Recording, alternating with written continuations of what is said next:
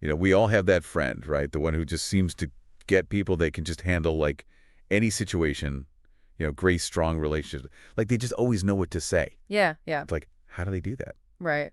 So we are diving deep today into all this stuff about emotional intelligence or like EQ, and maybe we'll figure out like what their secret is. Yeah, EQ is fascinating. It's more than just like being nice or, all that touchy-feely stuff. It's like actual skills that help us understand our own emotions Right. and like figure out how to deal with other people's, So there's like pieces to this, right? Components to EQ that like we can unblock. you got it. There are 5 core components. The psychologist Daniel Goleman, he kind of laid these out, and they're like self-awareness and self-regulation, Okay. motivation, empathy, and social skills. Okay, so like levels to this whole thing. Okay, so let's Exactly. start with the first one. Self-awareness. Okay. This feels like the foundation. Yes. Like you can't build a house without like a solid base. You're exactly right. It's like tuning into your own emotions, so understanding what makes you tick, like what triggers you, how they impact your behavior and your thoughts, Yeah. and just like what are your patterns? Okay. It's like looking in a mirror at your emotions. This reminds me of I was like leading this team project, Oh, okay. and I would get so frustrated when like things weren't moving fast enough. Yeah. And I was like snapping at people, making like just dumb decisions that really good. Yeah, like your emotions are driving the bus there. Exactly. And then I like took a step back Yeah. and I realized that I was just feeling out of control, and that's what was making me frustrated. Oh, interesting. And once I saw that, then I could focus on like what I could control, breaking down tasks and communicating better with the team and like empowering them to do stuff. Yeah. And honestly, like the whole atmosphere changed. Wow. It was so much better. So that's a great example of self-awareness in action. It's not about denying your feelings or blaming other people. Right. It's realizing why you react the way you do so you can like choose how to respond? Okay, so we've got that foundation of like being self-aware, but like emotions can be so strong. Oh, yeah. How do we go from just knowing them to like actually managing them? That is where self-regulation comes in. Okay. It's like the thermostat for your emotions. Okay. You can dial down those overwhelming feelings Yeah. and respond in a thoughtful way. So how do we do that though? Is it all just like deep breathing and counting to 10? Well, those can help, but it goes Uh, deeper than that. Okay. The script you gave me has a good example in it. This character, David. Okay. He really struggled with anger. He'd lash out, damage relationships, and then he'd feel awful afterwards. Yeah, I've been there. Yeah, but the interesting thing is he started keeping a journal Okay. to like keep track of, what made him angry and how he So reacted. you're like tracking it. Exactly. Okay, yeah. And it helped him to see patterns, Oh, interesting. like what his thoughts were when he was getting angry. So almost like he was like a detective for his own emotions. Exactly. And that's key for self-regulation. It's about finding those automatic thoughts and questioning them. Right. So instead of thinking this is so unfair, I have a right to be angry, Right. he'd ask, is this thought even helpful? Is it true? Oh, wow. Is there another way to think about this? Okay, so he was going deeper. Exactly. And by doing that, he was able to like break that anger cycle Okay. and choose to respond differently. So like rewiring his brain. Yeah, he started using techniques like deep breathing to calm down, when he first felt the anger. Right. And then he'd look at the situation differently, trying to find solutions Oh, wow. instead of just blaming people. That's pretty amazing. Yeah, and it helped him to repair some of those relationships That's awesome. and just make things better for himself. So it's not just about suppressing emotions. No. It's about like using them the right way. Exactly. It's about channeling them constructively. Okay, so we talked about self-awareness and self-regulation. Yeah. What's next? Okay, so next up is motivation. Motivation. So now we're talking about using our emotions to like achieve our goals. And yet, motivation in the context of EQ is about being driven by what's inside you. Okay. Not just by rewards or pressure from outside. So we're going deeper again. Exactly. It's not just about like the carrot or the stick. It's about like, why do we actually want to do this? You're getting it. Okay. It's about your values, your passions, your sense of purpose. Okay. When you're connected to those things, Uh, you're more likely to keep going when things get tough, Right. to bounce back from setbacks and achieve your goals. Okay. So the first two things we talked about were about understanding and managing like our own emotions. Yeah. I'm guessing these next two are about how we connect with other people. You're right on track. Okay. And that brings us to empathy. This one feels really important right now. Like sometimes it feels like everybody's just yelling their opinions. Yeah. And like no one's actually listening. It's true. It's true. Empathy is the ability to like step outside of yourself and understand how someone else Right. feels, even if you disagree with them. Okay. It's about recognizing their emotions and validating their experiences and responding with compassion. Okay, the script you gave me has a good example of this with a character named Sarah. Okay. She's a manager, and she's got this conflict between two people on her team. Okay. And so instead of like choosing sides or just like forcing them to do something, Yeah. she listened to each person, and, she acknowledged their feelings that like validated their concerns. That's great. She was building a bridge Right. instead of making the gap bigger. Yeah, so what happened? Well, because she made that space for them to talk openly and honestly. Okay. They were able to find some common ground Oh, wow. and come up with a solution that worked for everyone. So she turned like a really bad situation into a good one. Exactly. It became collaborative. Wow. So empathy can really help when things are tough. For sure, it's not about avoiding tough conversations. Right. It's about coming to them wanting to understand the other person. Okay, so last but not least, we have social skills. Right. This is like putting all the other stuff into action. Right. Exactly. It's how we build relationships, communicate effectively, Uh-huh. influence others, and work together. And what's like the most important social skill?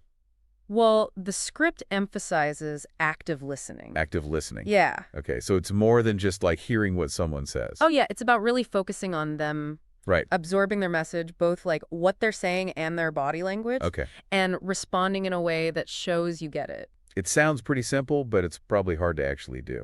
It is. Our minds tend to wander.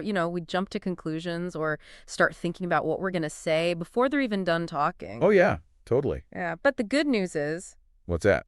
it's a skill you can get better at with practice. So it's not just like nodding and saying, uh-huh, while you're on your phone. No. Active listening is about like making eye contact, Okay, paying attention to how their body is moving, right. asking questions to make sure you understand, and like repeating back what you heard Okay. so they know you get it. So you're really showing them you care about what they have to say. Exactly. Okay, so just unpacked all 5 of these EQ components. We did. But like, why should we care?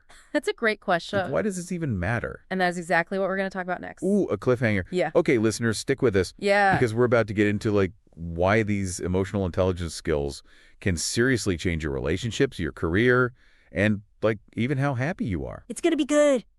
Stay tuned. Okay, so we laid out those building blocks of EQ, the 5 parts. But now let's get into like why they matter so much. It's not just about being nice, or understanding feelings. Your sources actually say that EQ can like help you get what you want out of life. Okay, I'm listening. Tell me, why should I care about this EQ stuff? Well, think about it. Like the sources you gave me, they talk about a couple big areas where EQ is really important. Okay. Like first, strong personal relationships.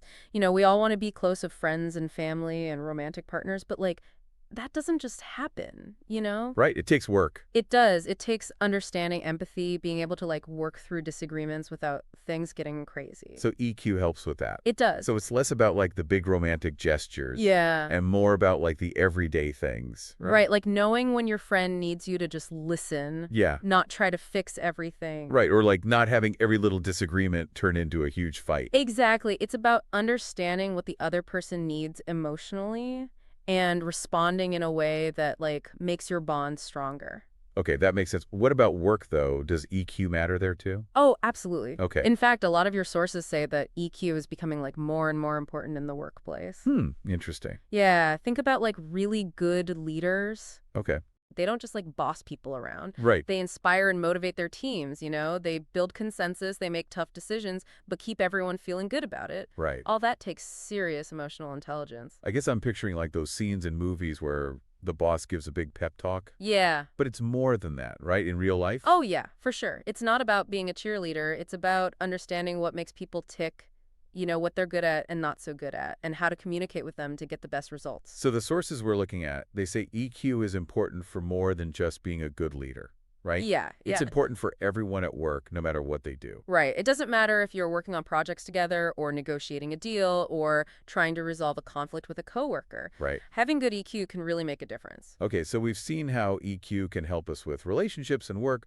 What about like our own well-being? Yeah. Does EQ matter for that too? Absolutely. One of the strongest points your sources make is that EQ actually contributes to better mental health. That's interesting. Yeah, think about it. We all experience stress and anxiety and negative feelings, but people with high EQ, they've developed those self-regulation skills that we talked about earlier, Right. so they can manage those feelings better and not let them get out of control. So it's like they have tools to deal with the tough stuff that life throws at you. Exactly. It's about being resilient, bouncing back from setbacks, and staying positive overall. Okay, I'm convinced EQ is definitely important, but here's the big question. Can you actually learn it? Yeah, Or are you just stuck with whatever you were born with? that's where things get really exciting. Okay. One of the key takeaways from your sources is that EQ is not set in stone, you Oh, know? that's good. It's a skill, and like any skill, you can learn it and get better at it with practice. I like that idea a lot. It makes you feel like you're in control. Yeah, You're not just stuck with whatever emotions you have. exactly. And the sources you gave me, they actually give some practical advice on how to start this EQ journey. Okay, let's hear it. What's the first step? It all starts with self-reflection. Okay. Remember how we talked about self-awareness being the foundation of EQ? Right. So you got to spend some time getting to know Hong emotions. Like, what are your patterns? What sets you off? How do you act when you're stressed? So it's kind of like you're taking inventory of your emotions. That's a great way to put it. Yeah. And one of your sources suggests keeping an emotional journal. Okay, like a diary. Kind of, it can be as simple as just writing down how you're feeling and what happened that made you feel that way, and then how you reacted. Okay. And after a while, you might start to see some patterns. Like, you Okay. might realize that you always get angry when this one thing happens. Okay. Or that you start feeling anxious when you have to do a certain thing. So if you know what your triggers are, you can like stop yourself from having a meltdown. Exactly. It's all about getting that self-awareness so you can choose to do something different. Okay, so we've taken a look at our emotions with this self-reflection. What's next? Okay, now it's time to learn some emotional regulation techniques. Okay. Remember, this is about managing those big feelings so they don't, like, take over. Right. And your sources have a bunch of practical tips for this. Like deep breathing. Yeah, deep breathing is definitely a good one. It helps calm your nervous system down and gives you a little space between you and your feelings. Right. But the sources you gave me, they also talk about things like meditation and mindfulness practices, Okay. and even just taking a break from a stressful situation. So it's like you have a whole toolbox of techniques, Right. and you can pick the one that works best for you in that moment. Exactly. And another important part of emotional regulation is challenging those negative thoughts that just pop into your head and make your emotions worse. Right. Like David, he learned to question his anger. Exactly. Instead of getting swept up in those thoughts, he started looking at them from a different angle. Okay. And that's something we can all learn to do. Okay, so how do we do that? Well, next time you notice yourself starting to spiral into negativity, Yeah. stop for a second and ask yourself, is this thought actually helpful? Is it even true? Is there another way to think about this situation? So you're like putting the brakes on. Yeah, you're hitting pause on that emotional autopilot so you can make a better choice about how to respond. I like that. Okay, so we've got self-reflection, we've got emotional regulation techniques. What else? Well, now it's time to strengthen those empathy muscles. Okay, I'm ready for my empathy workout. What do we do? Your sources have this really simple but powerful exercise. Okay, tell me. Walk in someone else's shoes. Okay. Like, actually try to imagine yourself in their situation, think about their perspective, and understand how they might be feeling. That reminds me of something you said before, active listening. Yeah. It seems like that's really important for building empathy. You're right. Active listening is key. It's not just about hearing words. It's about truly understanding the other person's experience, both like emotionally and intellectually. Okay. It's about letting them know that you care about what they're going through and that you're trying to see things from their point of view, even if you don't agree. Okay, so active listening helps us with empathy. What about those social skills? How do we get better at those? Well, communication is the core of good social skills. Okay. Your sources talk a lot about clear, respectful, and assertive communication. Wait, assertive. I thought EQ was all about being nice and easygoing. A lot of people think that, but it's not true. Assertive communication doesn't mean you're being aggressive or demanding. Okay. It's about being clear and respectful when you're talking about your needs and your boundaries. Okay. But it's also about being open to hearing what the other person has to say. So it's like finding that balance between being honest and being considerate. Exactly. It's about being true to yourself, but also being aware of how your words affect other people. Okay, so we've covered a lot here. Self-reflection, emotional regulation techniques, empathy, social skills. Anything else our listeners should know as they start working on their EQ? Oh yeah, one of your sources had this point that really stuck with me. What's that? It's about surrounding yourself with positive influences. Okay. You know, the people we spend time with, they have a big impact on our thoughts and feelings and behaviors. So it's like an emotional ecosystem. Yeah, exactly. You want to be around people who lift you up and inspire you and challenge you to be your best self. Right, and like stay away from the negative people. Exactly. And on the flip side, you know, think about the energy you're bringing to your relationships. Are you being supportive supportive, encouraging, empathetic. This reminds me of that ripple effect we talked about before. Yeah, Like, when we work on our EQ, it doesn't just help us, right. it also affects the people around us. Exactly. It creates these positive ripples that spread out and affect our relationships and our communities and even the world. And speaking of that ripple effect, there's another really interesting aspect of EQ that we need to talk about. It goes beyond just the individual benefits and gets into the collective power of emotional intelligence. Oh, okay, I'm intrigued. Let's dive into that. Okay, so we talked about how, like, developing EQ can help us, like, as individuals, in our relationships at work and just with our own well-being.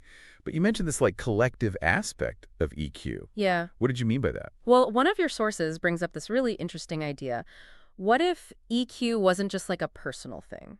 What if it was like a societal value? Okay. Imagine if emotional intelligence was like built into our schools and workplaces, even like our political discussions. Yeah, I could see it like classrooms where kids learn how to deal with conflict peacefully, and workplaces where people make decisions based on empathy, Right. and maybe even like political debates where people actually listen to each other instead of just yelling. Exactly. It's a pretty amazing vision, right? And it might sound kind of idealistic, but there's actually growing evidence that like encouraging EQ on a larger scale can have a huge impact. So it's not just about each of us becoming more emotionally intelligent. It's No. about like creating a whole society that's more emotionally intelligent. That's the idea, and your sources actually point to some really cool examples of this happening already. Oh, really? Like what? Like schools that are starting to teach social emotional learning, and businesses that are prioritizing empathy and collaboration, Okay. even community projects that are focused on building understanding between different groups of people. So those individual efforts to like develop EQ,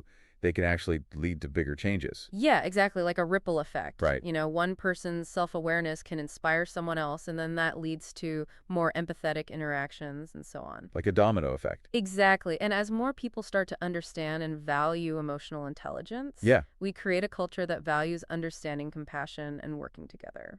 This whole deep dive has really made me think about how powerful EQ can be. Yeah. It's not just like a nice to have skill.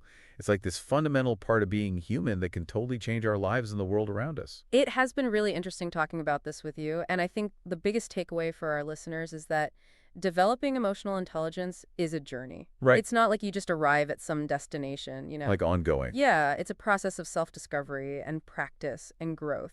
And the cool thing is that even small changes can make a big difference. Absolutely. Every time we choose to be empathetic instead of judgmental, or really listen instead of interrupting, or manage our emotions instead of reacting impulsively, Yeah. we're helping to create a more emotionally intelligent world. Exactly. It's about harnessing the power of our emotions, not letting them control us, but using them to guide us towards a life that's more fulfilling and meaningful. Okay, before we wrap up, I want to leave our listeners with something to think about. Okay. Imagine you're rewinding a recent interaction that didn't go so well. Okay. Now, put on your EQ glasses and look at it from a different perspective. Okay. Ask yourself, how could I have used these EQ principles to make things better? That's a great question. It makes us take what we learned and actually apply it to our lives. Exactly. Remember, it's not about being perfect. It's about making progress. Right.